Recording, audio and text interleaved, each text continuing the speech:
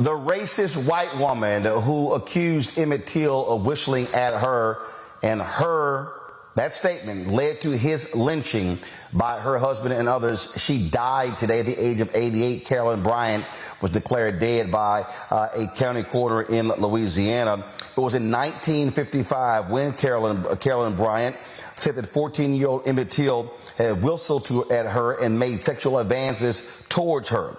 Those accusations were enough for her husband and others to go and kidnap Emmett Till, as well as lynch and viciously murder him. It was that lynching that struck a nerve in Black America and really led to the launching of the Black Freedom Movement.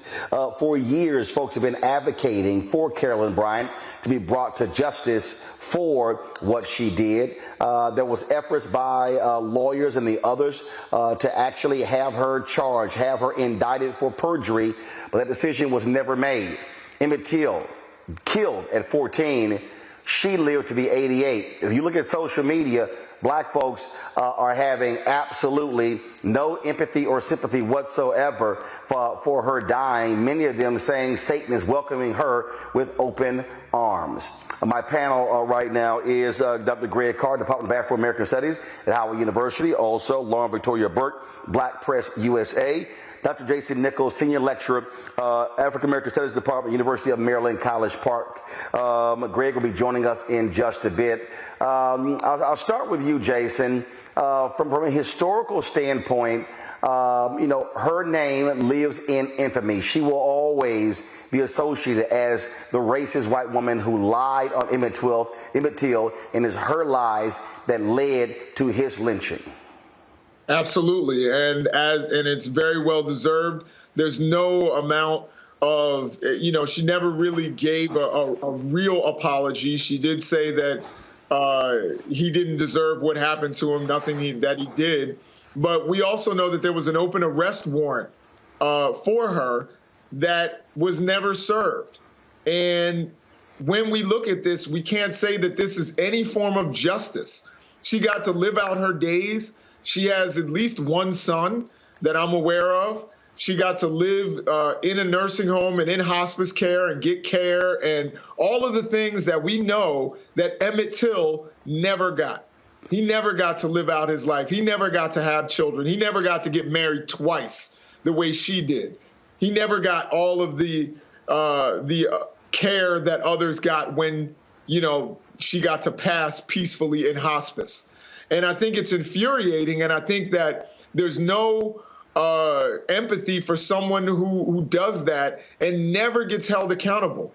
You can't tell me that Mississippi has changed and Mississippi is so different, when people don't get held accountable, when we have the evidence and we have a confession and we have an arrest warrant.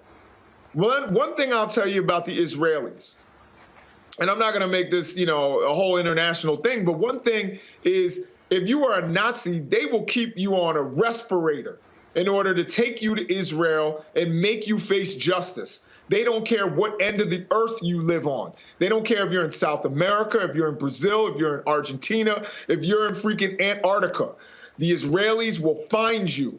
They will dress you up in a dress. They've done this before with men. They've dressed them up like women in order to get them on a plane and take them back to Israel and face justice. But yet, Carolyn Bryant, who we knew where she was, she never faced justice in the United States of America. So if you're going to tell me that the United States is a just country, and you won't even do what the Israelis will do when they saw something that they think is wrong. They just tried somebody in Israel who was in their 90s, and when they worked with the Nazis, They were in their teens. They were like 17, and they still tried that woman and found her guilty. So you can't tell me when there's an open arrest warrant that you're not going to execute it. It's a disgrace. It's a disgrace in our country.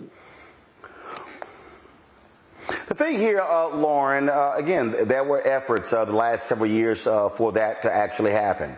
And again, if you look at the social media reaction today, it is clear, it is vicious, and folks have no love whatsoever for Carolyn Bryant.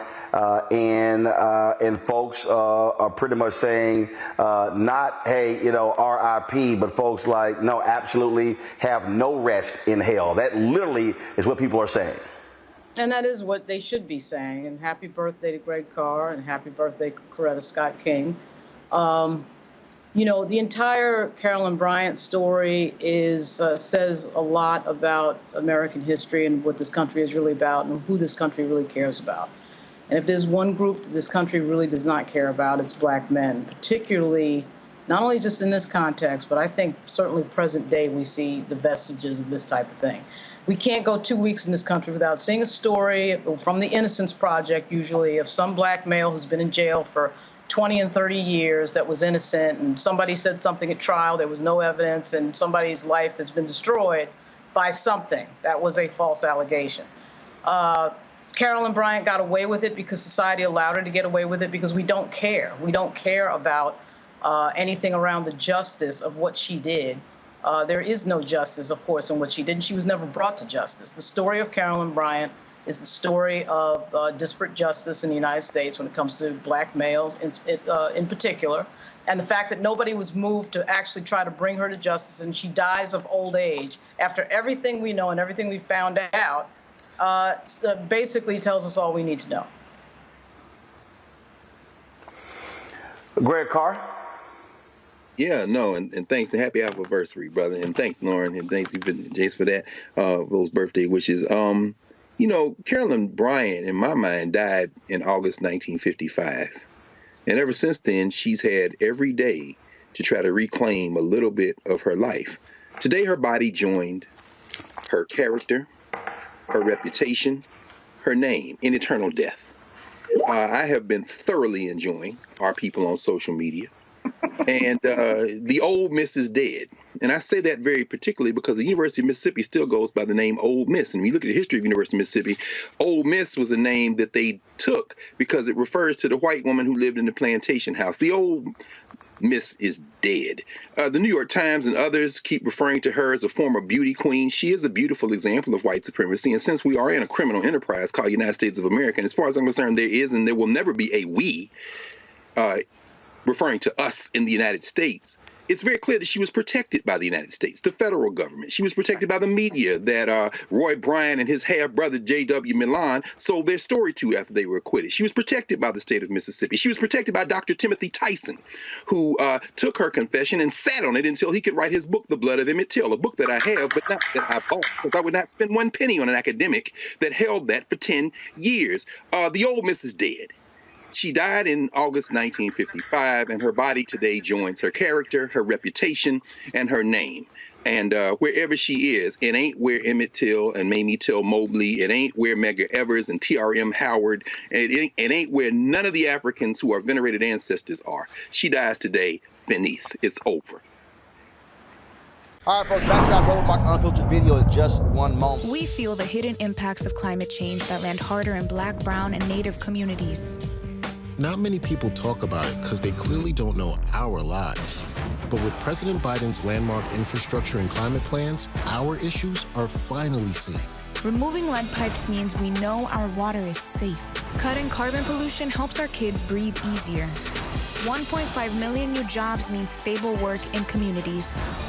The impact we need right now.